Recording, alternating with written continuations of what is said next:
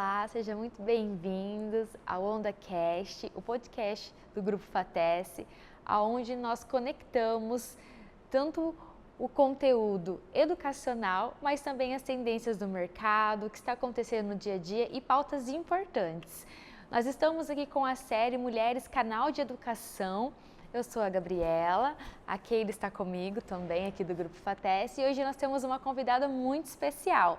Nós temos hoje conosco a Eliane Maio. Ela é graduada e pós-graduada em psicologia, tem mestrado em psicologia e doutorado em educação escolar. É um prazer estar com você, Eliane. Eu que agradeço. Muito obrigada e parabéns pela pauta.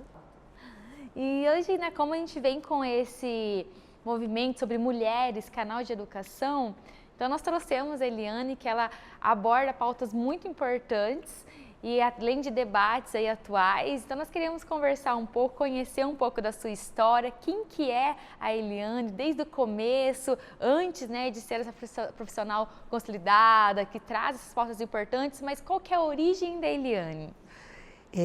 Eu gosto de começar assim, eu nasci em Maringá. Eu adoro citar isso, por quê? Porque eu sou bairrista, eu gosto. E quando eu nasci, Maringá estava menstruando. Não é o nome de uma mulher, Maria do Ingá? Eu nasci em Maringá, tinha 14 anos de idade, porque eu fiz 65, dia 19 agora de abril. Então eu conhecia muito a história da cidade, era tudo muito pequenininho aqui, tudo muito próximo. Então quem sou eu? Uma maringaense que ama esse espaço, essa cidade que cresceu enormemente, né? Então eu digo que para mim esse é um orgulho estar nessa cidade e ter feito toda a trajetória aqui. E ela me é gratificante contar isso. Como eu viajo muito por aí, eu falo, eu sou de Maringá, as pessoas, impressionante como conhecem a nossa cidade, longe daqui. Então é isso, eu gosto de começar por aí. Ah, perfeito. E nessa questão, da sua decisão para estudar psicologia e depois fazer esse doutorado focado no ensino escolar, da onde surgiu isso? Onde teve esse estalo de, não, eu preciso me aprofundar disso, ou direcionamento para se profissionalizar nisso? Veja, eu estudei 14 anos no mesmo colégio, no Santo Inácio, colégio de freiras alemãs, mesmo umas freiras bravas. Eu vou todo ano lá da palestra, semana vocacional, eles brincam que eles chamam ex-alunos de sucesso. Eu falei, brincadeira, que sabe que eu vou, né? E o ensino médio era obrigatório curso técnico, era a lei da época. E eu fiz análises clínicas, então eu estava preparada para trabalhar em laboratórios, fazer exame de sangue, de urina, fezes. E aí eu fiz vestibular para farmácia bioquímica, era o mais concorrido da época, em 1979. Me formei em 78, vestibular 79, e eu passei. Penso na alegria, mas aí teve greve. Fiquei 2 meses que eu não sabia para onde eu ia. Se eu trabalhava curso integral, outra faculdade não existia em Maringá, mas minha irmã fazia psicologia em São Paulo, minha irmã mais velha, não tinha em Maringá. E eu adorava ler os materiais que ela deixava, sem entender nada, mas eu lia tudo. Aí eu pensei, será que eu faço psicologia? Vou para São Paulo? Meu pai e minha mãe têm condição financeira, eles vão aprovar. 2 meses sofrendo, acaba a greve e abre a primeira turma de psicologia da UEM. Aí eu fiz, passei. Aí tive que decidir no dia que era lá dentro da UEM, para baixo do Chico Neto, a fila, qual curso eu faria. Tinha uma linda mulher na fila, a única negra, que começou a falar, gente, eu passei em letras portuguesas, eu vou ser a única da família, tudo analfabeta, 28 anos, eu tinha 17. E ela começou a falar, e você, mocinha, passou em quê? E você? E me pulou sem querer, o que eu me senti confortável, porque eu não queria falar dos meus privilégios perto dela. Quando foi chegando a hora da matrícula, a minha mesinha ficou bem do lado dela. Ela falou, mocinha, e você passou em quê? Falei, então, farmácia bioquímica e psicologia. Ela falou, você quê? No curso mais concorrido e na primeira turma, qual que você vai fazer? Falei, então, conversei com a mãe, com o pai, com a irmã. Estou em dúvida, o coração está apertado. Aí ela me deu um imenso abraço e disse, faz psicologia, você tem cara de psicóloga? Pronto, sou psicóloga. A moça que ganhou a minha vaga tem um laboratório grande em Maringá e eu brinco que ela me deve 50%. Então, eu sou da primeira turma de psicologia da UEM há 47 anos. Entramos em 39 meninas, um menino. todas brancas e branco. Nunca estudei com uma pessoa negra. Então, isso me faz refletir como foi a educação e ainda como é, e o quanto a gente tem que lutar para ela ser igualitária. E por que educação escolar? Isso. Por que essa área? Essa pergunta. Veja, a psicologia, perdão, ela é tão extensa, ela dá para trabalhar em tanto lugar.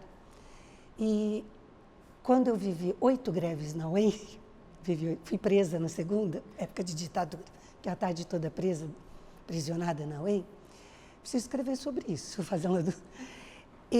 Quando eu não conseguia ter um trabalho nas greves, porque o curso é integral, a gente racha de estudar, estágios remunerados não eram como hoje.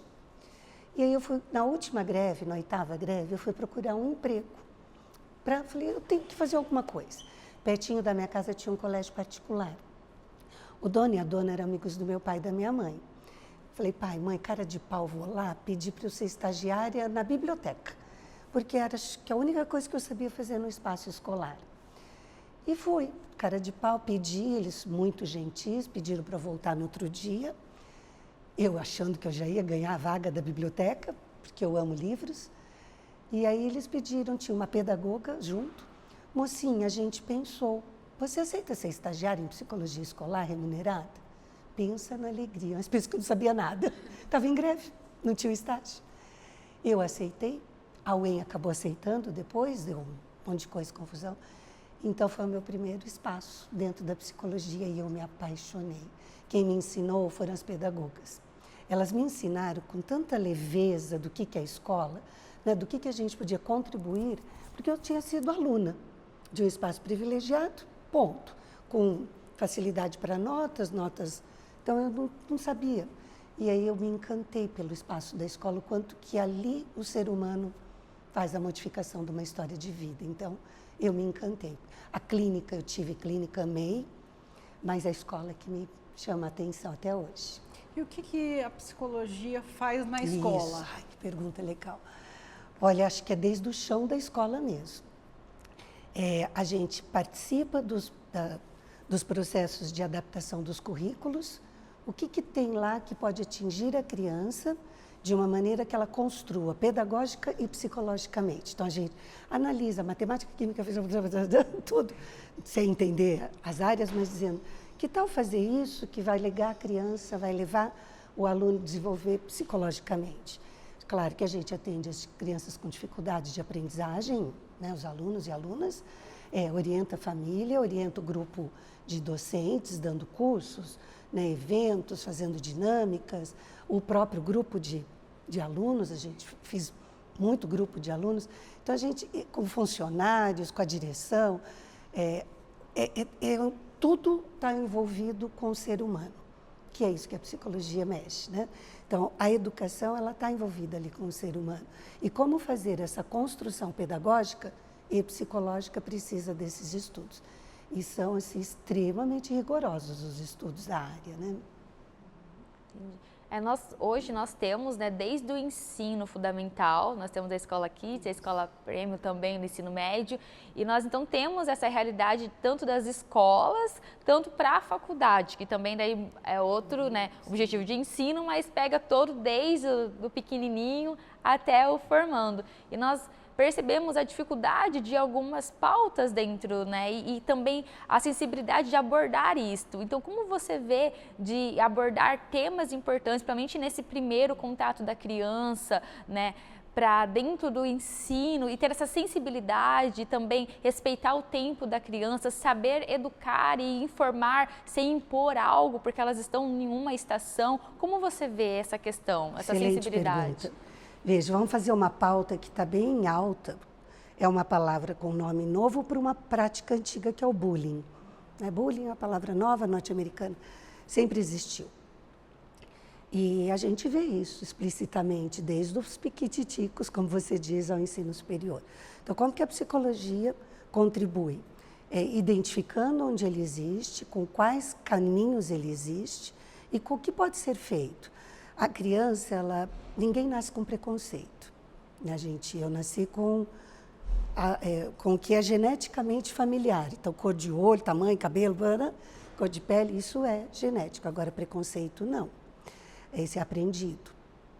Em casa, na escola e em algumas religiões. Então, como eu faço? Eu identifico por que aquela criança precisa praticar o bullying, o que está por trás, e faço uma análise junto com quem é a responsável, a professora, a coordenação, de dizer o que a gente pode fazer. E aí, chama a família, né? Então, o que fazer? É estar sempre atenta a essas pautas que não deveriam estar nesse espaço, porque ali é o espaço educativo, pedagógico e científico. Então, o que fazer para que não atrapalhe o aprendizado dessas crianças? Então, estar por perto, estudando muito e trazendo a compreensão do porquê, no caso bullying, essa pessoa precisa praticá-lo. Geralmente, quem pratica é que a dor está lá dentro. Sempre está. Né? Assim, quem vai machucar alguém é porque a dor está interna e ela precisa se blindar, então ela precisa se sair a melhor. E aí eu tive muita criança que eu trabalhei assim, muito adolescente, e dizia, o que te faz? Te provoca, o que te faz bem fazer isso? Via a dor da outra pessoa, né? Então, o que precisa analisar, não é um espaço clínico, tem que ficar bem separado, quando precisa encaminha para o espaço clínico, mas para dizer por que isso está atrapalhando o processo ensino-aprendizagem. Então, são pautas que antes quase ficavam na rua.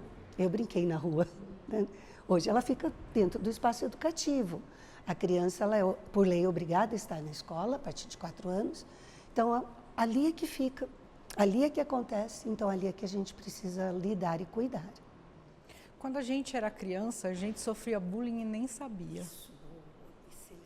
E isso reflete hoje na vida adulta, de muitos adultos hoje precisam procurar terapia para tratar isso e nem sabia que sofria essas coisas, nem sabia que sofria bullying, né?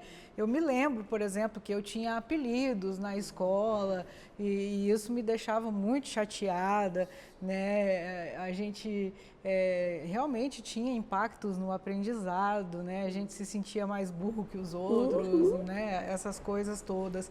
E como que o adulto se vira agora com isso? Boa. Olha, é tão bacana isso que você está falando, que eu escuto de pessoas assim, isso é bobeira, eu sofri, não me deu nada. Aí quando a pessoa fala e fala agressiva, eu falo, deu alguma coisa assim. Olha o jeito que você está se expressando. Mas é só... Nossa, jura, continua. Eu faço assim, né? Porque sofreu e guardou as dores e ela foi para o inconsciente.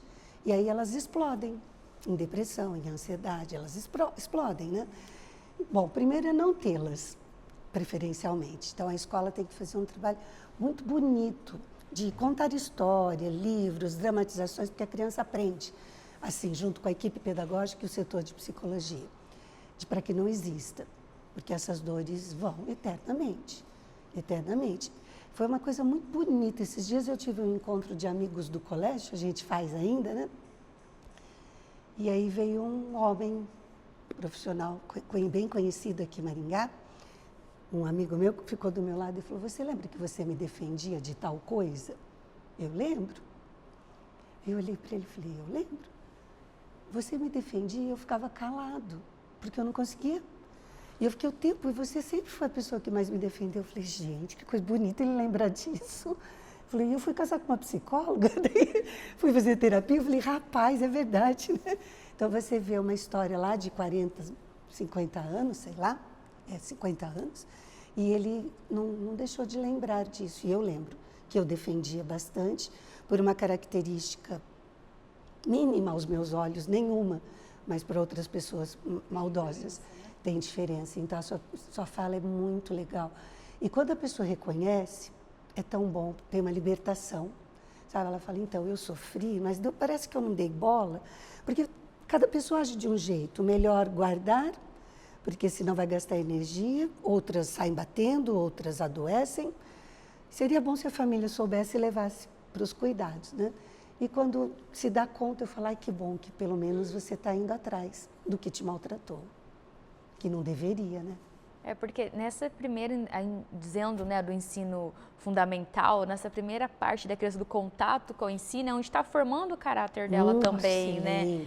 Então, assim, como está formando o caráter dela, tudo que ela absorve ali é fundamental. E nós vemos hoje nas escolas, devido a vários temas importantes que antes não eram pautados, mas hoje também, devido à internet, tem muita distorção de alguns temas. Então, a gente tem esse cuidado, principalmente com as crianças, de como expor essa informação de outros temas que são importantes, que são pautas importantes, mas também o cuidado dessa exposição em massa que acaba distorcendo, porque a internet a gente fala que ela é uma bênção, mas dependendo na mão que cai, ela vira uma maldição, porque é muitas informações distorcidas, fora de contexto, e nessa criança, nessa formação ali do caráter dela, nesse primeiro contato, às vezes até com outras pessoas diferentes dela, né, igual você falou, ela está acostumada com um jeito, ela vê outra criança de outro jeito, com outra personalidade, até ela entender isso. Eu acredito que tem que ter realmente ser intencional nessa fase, não que as outras não tenham cuidado, mas acho que uma base bem sólida, ela depois é mais fácil a gente ir, né, direcionando, né, para os princípios, para o ensino adequado. E como você vê, principalmente nessa idade, né, da criança, até para precaução até de futuros abusos, tanto físicos quanto psicológicos, nessa formação? A primeira sua fala é primordial. Nós não nascemos com caráter, com a personalidade, a gente vai aprendendo. Não dá para falar que é biológica. Puxou para o pai, puxou para a mãe. Não, calma, nada disso ainda. Aprendizagem, entre aspas, se dá desde o útero, entre aspas. Por quê? Porque, por exemplo, quando eu tive a minha primeira filha, eu soube, que tem 41 anos, que fiz um almoço para falar para a família, mamãe, sogra, né? Assim, estamos grávidos, né? Foi uma alegria imensa, porque era a primeira neta de uma parte, foi tudo muito bonito. Ao mesmo tempo, uma colega minha estava grávida também e não contou para ninguém, ela escondeu com faixa, com cinta, presa. Nasce a minha bebê livre, leve e solta, cercada de 500 mil pessoas no hospital na época, e nasce a bebê dela aprisionada, assim, tensa, né? O corpinho. Então, assim, isso marcou bastante a história. Quando eu soube, ela já estava tendo criança. A gente não sabia, ela guardou, ela escondeu.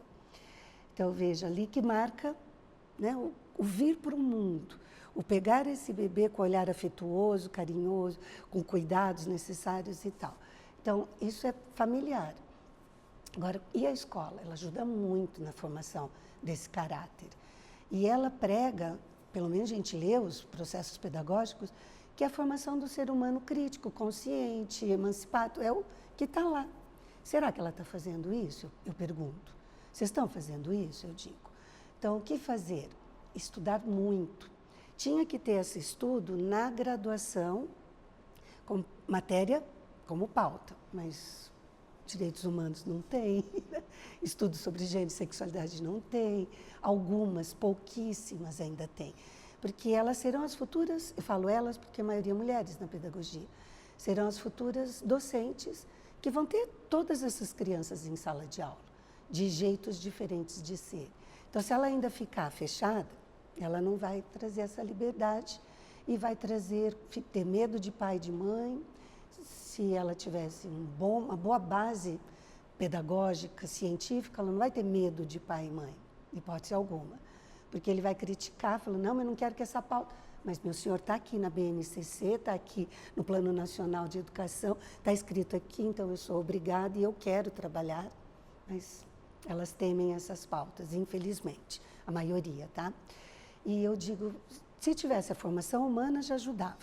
Se tivesse a formação acadêmica, ajudava muito. E também, então, a formação continuada. Trazer palestras sobre isso, eventos, fazer pensar, refletir sobre isso. Então, a escola ela precisa, principalmente em dias digitais, eu tenho um sobrinho da parte do meu marido, de 8 aninhos, eu fui digitar uma coisa no Google. Ele falou, não, titia, não precisa digitar, fala no microfone. Ele tinha 5 anos. Eu falei, você já sabe disso, né? Ele falou, tia, vem cá, é fácil. Abre o Google e tia, numa rapidez que eu fiquei assustada. Hoje ele tem 8, mais rápido ainda. Então, realmente, a internet está aí. E aí eu digo, para os dois lados, como você disse. Se não tiver um direcionamento, a criança é inserida onde ela não pode estar. E se tiver um bom direcionamento, ela vai estar falando, opa, peraí, isso aqui eu preciso ver mãe, pai, olha aqui, né? Porque tem pai e mãe que coloca celular com 5 dias na cara de uma criança, né? Que eu tenho visto, tenho acompanhado. Neurologicamente isso é péssimo. Então a gente tem que ficar atenta e a escola tem que estudar essas pautas e levar isso cientificamente para o espaço educativo. Certo. Como que se discute, por exemplo, a gente pesquisou bastante sobre você antes de vir para cá, né? Nós vimos algumas entrevistas e tal. A Gabriela falou sobre abuso, né? Isso. Como que você discute isso com professores? Excelente. E com crianças dentro de sala de aula? Como você ensina isso para uma criança? Vou te contar de um projeto atual, que tem uma imensa trajetória, né? Eu sou aposentada da UEM há 8 anos, da graduação, mas sou professora voluntária do mestrado, doutorado e pós-doutorado. Não ganho um centavo, vou porque eu gosto. Eu oriento, eu dou aula no programa de educação. E há 2 anos eu fui contemplada em um edital, é da Fundação Araucária, que é a mantenedora das universidades no Paraná.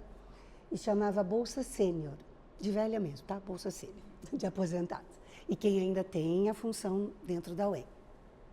Eu mandei meu projeto. Falei, bom, não vai dar em nada, porque tinham 10 vagas e quem sempre ganha das exatas e da saúde. Porque eles têm uns currículos diferentes da humanas. Eu mandei. Fiquei em 7º lugar. Falei, opa. Aí teve um recurso, fiquei em 8º. Então eu ganhei a bolsa, tá? O que é o meu projeto? Ele é em Astorga, porque eu tenho uma orientanda de doutorado lá, ela é diretora de rede municipal. A gente vai em todos os 5º anos da cidade, são 13 salas de aula. É pequeno a história. Todas as salas a gente entra, falou com a família, pediu autorização, a juíza, todo mundo autoriza. Aí a gente entra em sala de aula, as crianças autorizam, que elas querem participar, é uma graça, elas assinando o termo, né? Aí a gente canta, passa vídeo, faz teatro, música, brinca com um monte de brincadeiras e termina o ano construindo um livro. Cada turma faz um livro. Elas fazem esse livro. As crianças fazem os desenhos, as frases, as falas. E aí tem o dia da entrega no fim do ano. É apaixonante. Primeiro ano eu tive 5 denúncias. Segundo ano, 4 denúncias. Esse é o 3º ano, está acontecendo. Eu entro na turma, elas pegam um amor e um carinho, é recíproco. Aí eu estou entrando, as vêm, psicóloga, eu vou lá para fora. Porque meu tio-avô, porque meu pai, porque meu padrasto. E eu faço as denúncias. E normalmente é dentro de casa? 90% quase. 80 e poucos. Eu arredondo porque são as subnotificações dentro de casa. Não é na rua, raramente, ou é dentro de casa ou ao redor, vizinhança, conhecidos próximos, né? Mas é dentro do espaço da família, né? Então, como fazer? Primeiro, trabalhando com as docentes, professoras e rede, dizendo como que vocês podem abordar. Não é agora o Maio Laranja, fazer só cartazes e bexiga laranja, não. É o pedagógico. É não contar mais Branca de Neve, daquele jeito. Não contar mais Chapeuzinho Vermelho, daquele jeito. A Branca de Neve sofre um abuso sexual na última página do livro. Ela foi beijada, desmaiada por um homem. Isso é assédio sexual. E as professoras contam e assim, viveram felizes para sempre. Falam, não, ela estava desmaiada, gente, eles nunca se viram. Como é que ele dá um beijo nela, sem consentimento, né? E as professoras falam, professora, a senhora acabou com a minha vida. Eu falei, era o que eu queria. Mas e agora, eu não conto mais? Conta. Reconstruindo. Uma menina pode ser expulsa de casa? Não. Ela pode ir para uma casa que tinha 7 homens? Não. Ela pode ficar lavando a sujeira deles? Não. Ela pode comer uma maçã de pessoa? Não. Pode ter rivalidade entre mulheres? Não. E pode o homem fazer isso nela desmaiada? Não. Professora, jura, mas os pais vão brigar. Tá ali então. Então, como fazer? Crianças, gente, eles são muito rápidos. Eu faço isso com as crianças. Eu leio e vou falando cada página. Aí elas ficam assim, gente, jura? Elas foram morar na casa de 7 homens. Jura que eles não lavavam nem a roupa deles? Os passarinhos que ajudaram a lavar a roupa? Então, assim, eles são ótimos, né, de compreensão, de rapidez. Passou da hora da gente fazer isso no espaço educativo. Como? Cientificamente, pedagogicamente, respeitando o limite da faixa etária, né? Tudo muito bem estudado para poder trazer essas pautas e dão resultado. É a coisa mais linda. O resultado do livro é apaixonante. E são histórias verídicas que o livro apresenta. Helena, é muito importante isso que você comentou, porque agora me veio a lembrança que recentemente voltou uma série do Netflix, é uma série antiga, era uma novela antiga, que eu tinha 10, 11, 12 anos, se não me engano, quando ela lançou a primeira vez na TV aberta, era numa TV aberta, num canal aberto. E eu lembro que na época, eu digo nós porque eu e minhas amigas se juntávamos para assistir e éramos fãs e eu queria ser a personagem e várias coisas que aconteciam a gente romantizava. E ela voltou agora no Netflix como um Remember e eu fui colocar curiosidade para ver, falei, nossa, tanto tempo, lembra a minha infância?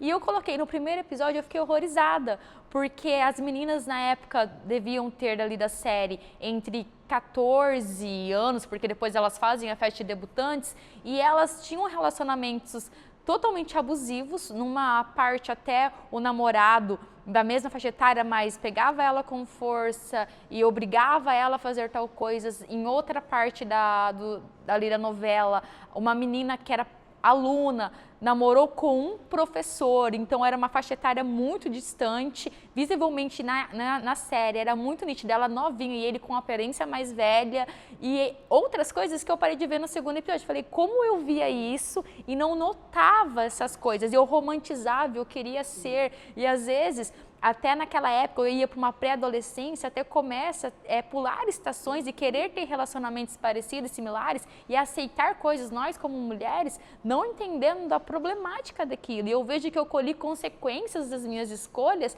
talvez inconsciente, mas que foi como um comportamento normal, porque foram coisas que eu vi que eu falei, gente, eu nunca ia deixar meus filhos ver isso hoje, ainda mais mulheres, e porque mudam muito o relacionamento com o que elas aceitam. E era uma série teen super famosa que todo mundo na época queria ser. Eu acho legal sua colocação assim. O que mais me preocupa é não tinha ninguém para dialogar sobre, né? Estar ao lado para dialogar, a escola e a família. Lembra a Malhação? Mudaram muito, mas tinha escola. E eu lembro a minha filha, são duas que eu tenho, ela tinha essa idade, 14, 15, e aí o casal aparece grávido da escola, né? 16, 17 anos, estudavam juntos. E eu sentei ao lado para assistir, para ver. E estava assim, eles já moravam num apartamento megamente bem decorado, tinha tudo. Daí eu falei, nossa, mãe, eles vão morar juntos. Aí mostraram o bercinho, né? Eu falei, filha, posso perguntar? Quem montou esse apartamento? Cadê a família da moça? Não aparecia no programa, só o dele. O do rapaz, o pai era taxista e a mãe secretária da escola. Falei, filha, não dá. Não dá como taxista e secretário montar um apartamento desse. Sabe quanto custa uma geladeira, uma televisão, o bercinho, morar junto, pagar aluguel de apartamento ou pagar o condomínio? Fui sem pautando, dialogando. Falei, então a mamãe fica muito preocupada com essa romantização dessa gravidez, que estava sendo super aceita, né? Porque não é assim que acontece. Então, dialogando. Sempre eu fiz assim com as duas. Daí ela falava, nossa, mas vou falar com as amigas, nossa, mas vou fazer elas lerem, olharem com esses olhos. Eu fiz isso sem chegar e falar assim, que absurdo, desliga isso. Não, não pode. Isso que era só televisão, hoje está aqui, como você bem diz. Então, como fazer essas pautas? Duas palavras que eu queria vender e ficar rica, diálogo e respeito. Diálogo é essa conversação entre duas ou mais pessoas e respeitar o pensamento de uma criança adolescente, característica de uma família, condição adequada, né? Então você tem que ter esse diálogo, esse respeito, né? De dizer o que você pensa sobre isso, sempre, desde bebezinho até adulto, mas principalmente crianças e adolescentes. Olha, a mamãe, eu sempre fiz isso, a mamãe está vendo isso, legal. O que você pensa sobre isso? Porque ela tem uma resposta. Quando o diálogo e o respeito é aberto, ela joga. Quando não, ela não vai falar, né? Porque nunca falou, né?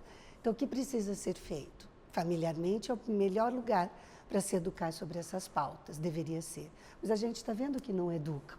Então, tinha que ser onde? No espaço educativo, científico. Eu vou falar sempre científico e pedagógico, porque essa é a função social da escola. Então, tem que levar essas pautas muito bem, né, assim, documentadas e dizer, ó, está aqui, ó, a gente é pautada e está aqui, seu pai e mãe. Nem precisaria, a gente vai em médico e não fica falando, mas não vou fazer isso que o senhor está falando. Quem é você? Ué, um profissional que estudou, você pode até discordância em outro, mas a escola também é um local profissional que teve estudo. Então, o que fazer? Trazer diálogos e trazer o respeito para esses espaços. E existe resistência dos pais para que a escola faça esse trabalho? Vou falar uma palavra que ela é mal colocada, mas eu adoro ela. Por ignorância. Eu sou ignorante por um monte de coisa, que é o não saber. Jogar videogame. Eu não enxergo. Quando eu consigo entender que acabou, game over. Eu tinha um sobrinho que ele falava, tia, mal você começou. Tia. Eu falava, jura? Então, eu sou ignorante. Mas eu posso sair da ignorância se eu quiser. Tá? Se eu quiser, eu falo, peraí, vou me dedicar a isso aqui. Então, muitos familiares, infelizmente, são ignorantes. Que é o não saber, não é burrice. Tá? É o não saber. Então, quando há essa ignorância, a gente leva o conhecimento. Leva o conhecimento. Eu era muito chamada por escolas particulares de Maringá para falar sobre a pauta de educação e sexualidade. Hoje não me chamam mais, porque tem medo. Assim, como que eu vou numa palestra? Para quem falar disso? Né? Então, antes era quase todas as de Maringá, acho que foram todas da época, né? Que era tão gostoso falar sobre isso. Vou dar um exemplo. Uma que eu fui, um homem estava muito inquieto na escola particular. E a esposa, assim, meio que atrás dele. Ele levantou a mão e falou, a senhora está errada. Porque eu tenho um filho de 14 anos, não falou nós, já começou aí. E ele nunca perguntou nada sobre isso. Então, a senhora está errada. E eu deixei ele falar. Aí ele começou assim, eu sou juiz federal? Eu não perguntei a profissão de ninguém. Aí eu falei, que bom, senhor. Essa senhora que está ao lado é a mãe do adolescente? Ah, então é de vocês, né? Ela foi fazendo assim, eu falei, bom, sabe o que me deixa triste? Que se ele não perguntou é porque o senhor não é confiável. A mãe fazia assim com o dedo para mim. Que pena. Até 14 anos, ele nunca perguntou nada porque ele não sentiu confiança no senhor. Mas na vida humana tudo tem tempo. A partir de hoje, quem sabe? Quem sabe que a partir de hoje, né, o senhor possa abrir caminho e dizer, ó, desculpa, né, eu não consegui, mas hoje eu estou aqui, eu sei que você já sabe um monte de coisa. Quem sabe, senhor, quer tentar? Se eu quiser, eu posso ficar meio por perto. Bateram tanta palma em pé, menos ele. A mãe levantou e bateu palma. Ainda acabou, ele falou, a senhora acabou comigo, né? Eu falei, era o que eu queria. Obrigada que o senhor se expôs. Por que isso? O senhor não abriu. Daí ele conta, meu pai não fez isso, nananana. Falei, então agora dá tempo. Dali a pouco, do nada, aparece o adolescente que estava lá fora. Eu falei, esse menino. Eu falei, meu Deus, que moleque lindo. Ele me abraçou, eu falei, e ele merece. Faz isso. Ele me procurou umas 10 vezes, esse homem, na clínica para eu orientá-lo. Foi uma graça, ele é a esposa, né? E ele não está, faz tempo em Maringá, dele fala assim, o quanto que a gente precisa levar na cara, mas tem que saber, tá? É assim, deixa pai e mãe, vem. Eu sei que o senhor não concorda, mas veja, eu vou falar isso, a faixa etária daqui a aqui, está no livro tal, está bem organizado. E sabe para quê? Para o seu filho ter uma vida plena, agradável, sem violência, saber partes do corpo, respeito. É isso, só isso que a gente... Mais nada do que isso, pode confiar. Se a gente não tiver, o senhor vem falar. Mas evitam, blindam essa temática para não tenha nenhum tipo, porque não conseguem nem responder sobre, né? Isso me preocupa, porque o Brasil é o 5º país no mundo de feminicídio. O Brasil é o 2º país no mundo de exploração sexual infanto-juvenil. 2º país no mundo, 5º país no mundo de casamentos infantis. 1º país no mundo de mortes LGBTQIA+. Não aguento mais esses títulos. Se a gente educar lá, a gente não vai ter. Né? Pensou? O respeito, o corpo da mulher, não vai matar porque ele não aceitou o fim do relacionamento. Tem uma raiva dessa frase. Ele matou pelo poder. Quem não aceitou, acabou, chora, fica em casa, fica triste. Mas agora, matar porque não, o corpo é dela, eu fico muito preocupada. Ser o 5º país no mundo é muita tristeza. Então, essas pautas são do espaço da escola, sim, cientificamente falando. E esse é um dos objetivos de nós começarmos com essa série, Mulheres, Canal de Educação, porque nós entendemos que nós somos um grupo de ensino, apesar de nós termos outras marcas vinculadas, mas a nossa base é o ensino. E nós temos diretoras dentro do nosso corpo docente, líderes, gestoras, gerentes, e as mulheres cada vez mais estão em posições aí de cargos evidentes que antigamente não era, mas ainda nós temos muito a percorrer, né? E você falando isso é muito triste, porque recentemente eu vi uma notícia, né, sobre, principalmente, né, infelizmente, numa parte norte e nordeste, onde esse número é um pouco maior. E na sua visão, é também resultado dessa má orientação na parte da educação? Porque a mulher ela é um canal de educação onde ela estiver, seja dentro do profissional, seja dentro de casa como a dona de casa, seja num ambiente mais humilde, seja num ambiente talvez de poder, mas ela é esse canal de educação independente da profissionalização dela. Mas nós vemos esse número e nos assusta, porque é essa mulher que ela não sabe o seu direito, ou essa mulher que talvez faltou, igual a gente falou, foi blindada desse conhecimento, ou acabou se apegando a essa romantização e acha que precisa disso, ou aceita tal coisas, e talvez se fosse orientada desde cedo, desde se cuidar, esse acompanhamento, esse número ele tende a cair, né? Isso. Olha, 2019, agosto é considerado agosto lilás, que é para a gente lidar com essa coisa da violência contra a mulher. O mês de março é o mês da mulher, né, tal, mas agosto lilás é isso, a eliminação da violência. E aí, no dia 29 de agosto, eu fui dar uma palestra numa cidade, não em Maringá. E aí me apresentaram dizendo, a agenda da professora Eliane Maia é muito cheia, conseguimos hoje, a gente está muito feliz. Eu ia trabalhar com 40 mulheres da violência doméstica, que elas eram orientadas. Era um trabalho muito lindo dessa cidade. Eu aceitei porque eu achei muito bacana, de empoderamento. Quando eu cheguei lá, tinha 800 pessoas. E eu tinha me preparado numa roda de conversa. Sabe quando você... Falei, o que está acontecendo? Professora, a gente aproveitou, aí levaram os 4, 5 terceirões da cidade, e políticos e conselho tutelar, tá bom. Falei, tive que recalcular tudo aqui, né? Aí cheguei lá, me apresentaram. Quando eu peguei o microfone, uma mulher já levantou a mão. Falei, nossa, eu nem falei bom dia ainda.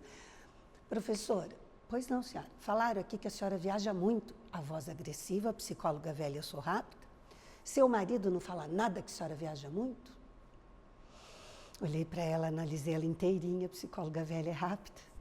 Ele fala, senhora, hoje é a 3ª noite que eu vou dormir em casa, porque realmente eu saí por aí, mês de agosto.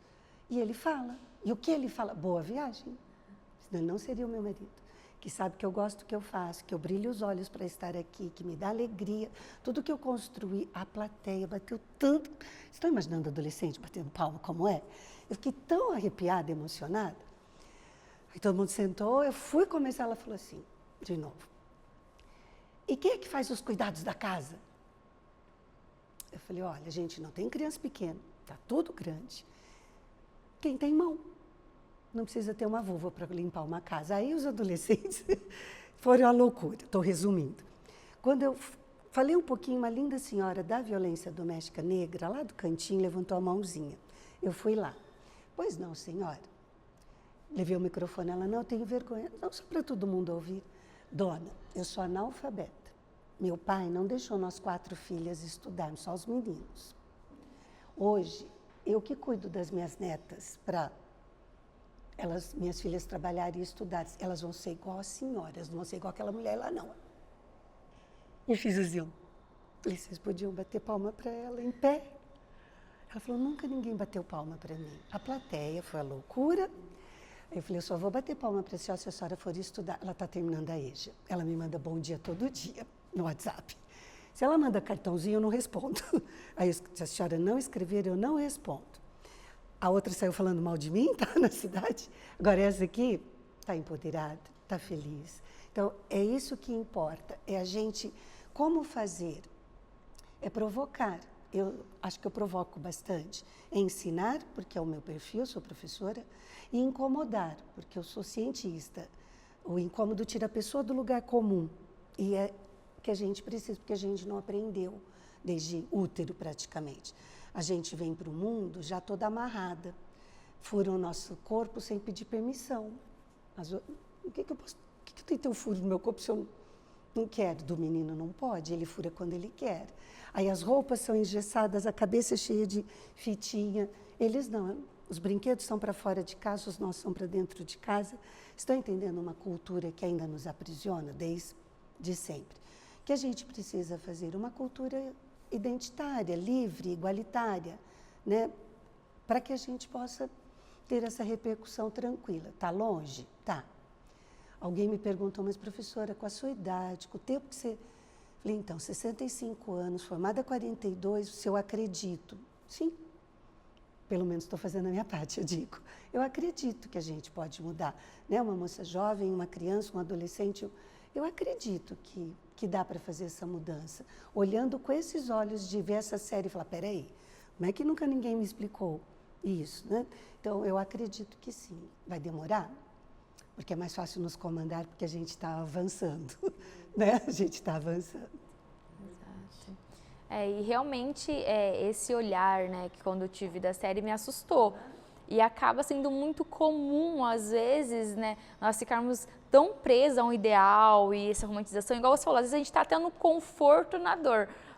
A gente fica muito confortável em algumas situações e talvez dar um passo para sair daquilo causa essa estranheza, porque é algo novo, algo assim, não, como que eu vou fazer isso? Como que eu vou entender agora que eu tenho esse direito, que eu posso ter direito do meu corpo, que eu tenho esse conhecimento agora, que não vai ser mais imposto nada, né?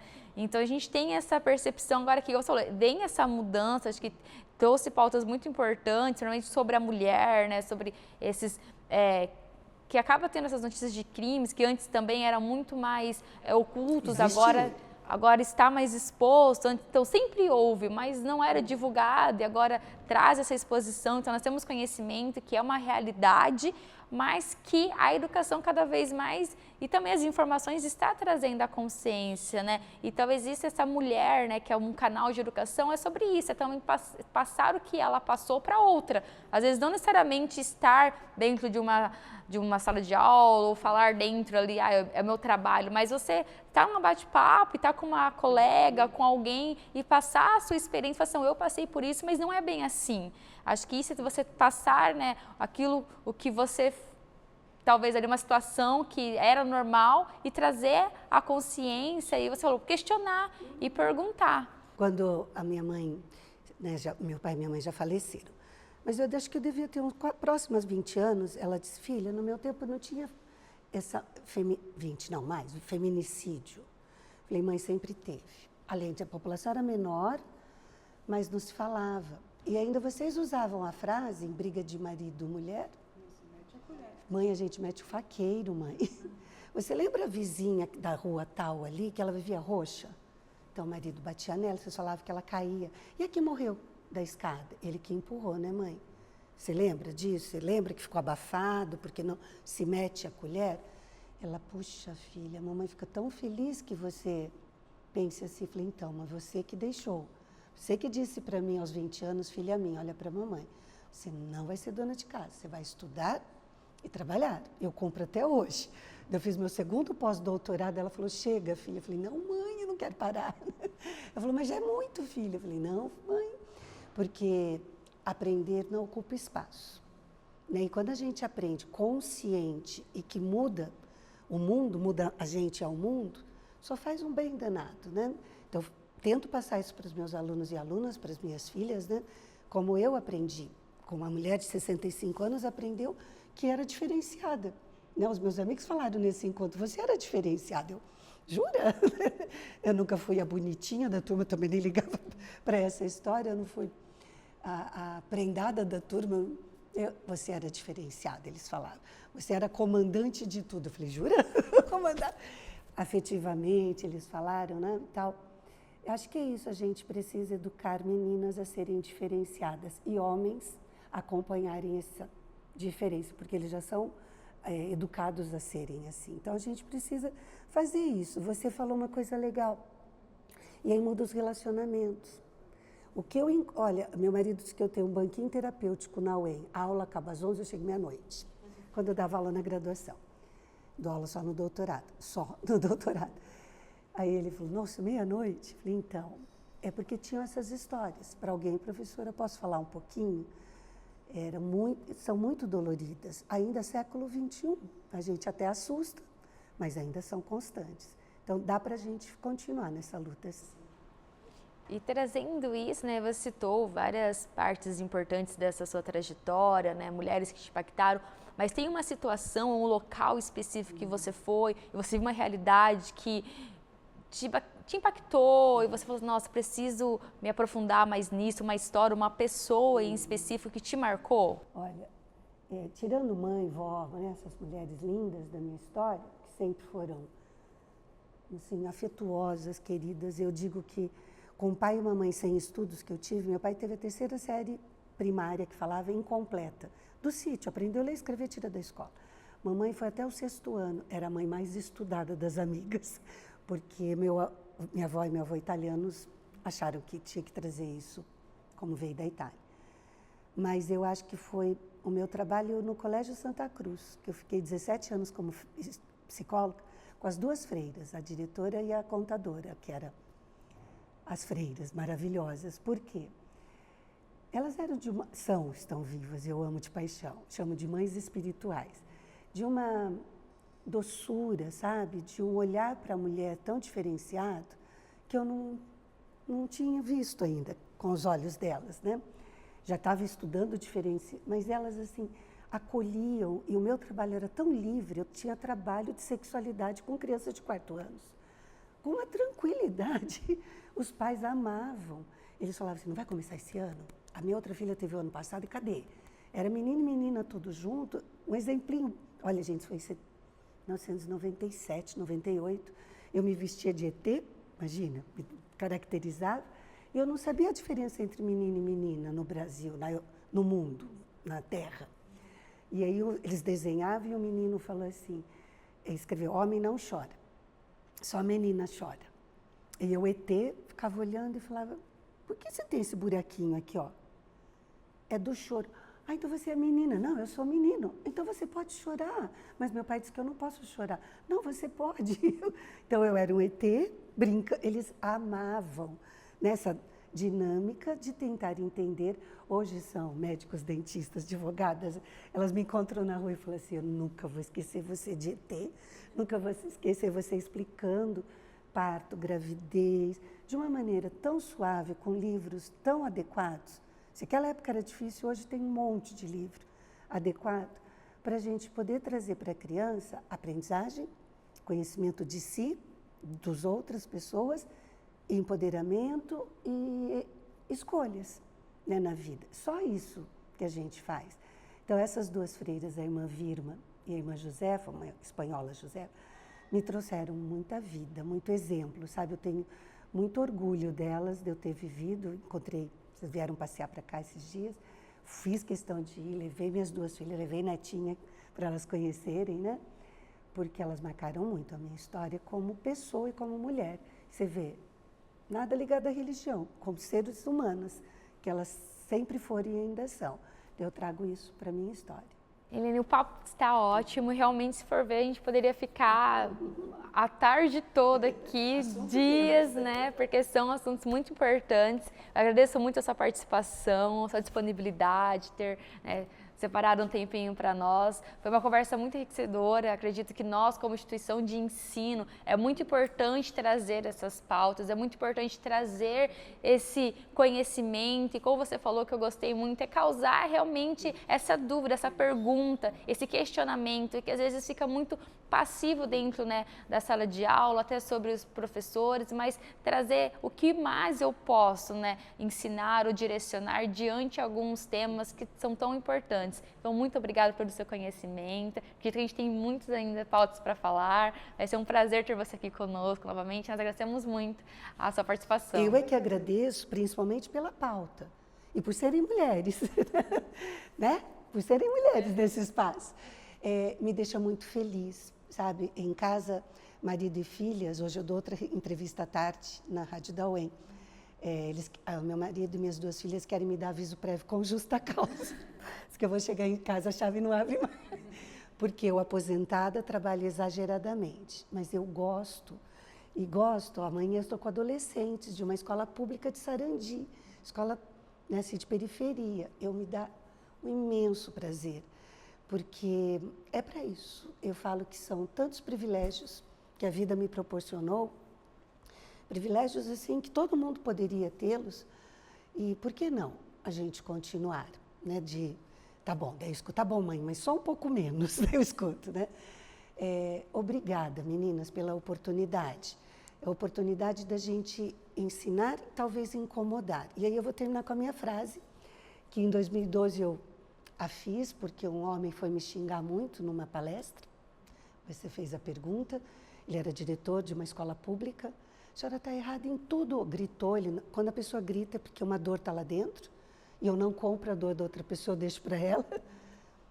Porque na Bíblia, ele falou Bíblia de ponta cabeça. Gente, eu estudei 14 anos no colégio de freira, trabalhei 17 anos no colégio, já li muito. Porque homem que deita com homem não vai entrar no reino do céu, Levítico 18. Foi falando. Esperei ele gritar. Ele, posso responder? Ele falou, não. Falei, posso. Senhor, olha para mim, adoro gente que gosta de gente, ponto, final. Aí a plateia bateu palmo, em pé, menos ele. Ele levantou, virou de costas e foi embora. Todo mundo, ai, professor, ele é assim, diretor de escola, ele é bravo. Falei, não, ligo, deixa para ele. 3 dias depois, um e-mail desse tamanho, só tinha e-mail. Se eu imprimisse, dava umas 20 páginas, me xingando. E um PS, meu filho é gay, expulsei ele de casa. Eu sabia que tinha uma dor. Porque ele me xingou, eu falei, tô nem aí. Conta do seu filho para mim, se o senhor quiser. Foram 18 e-mails, pseudo-psicoterápico. A esposa dele me escrevia. Formado em Direito, concursado público em Curitiba, casa própria, carro próprio. Tudo que a gente quer para filho da gente. E aí, ele, o último e-mail, ele me mandou, olha o que a senhora fez com a gente, era o assunto. No Dia dos Pais, o menino voltou para casa, visitá-lo. Ele me mandou a foto. Ele, o filho e a mãe. E além do moleque ser lindo, ele perdoou o senhor. Como a senhora sabe? Ele está com a cabeça no seu ombro, eu amo interpretar foto. Aí ele respondeu, a senhora pode usar nossa frase para o resto da vida? Então, é isso que eu deixo. Adoro gente que gosta de gente e o mundo é feito de gente. Eu acho que não precisamos ter separações. E eu vou continuar nessa luta. Obrigada, meninas. Que trabalho lindo. Muito obrigada. Muito obrigada. Muito obrigada. Obrigada e aguardamos no próximo episódio do OndaCast com mais convidadas especiais.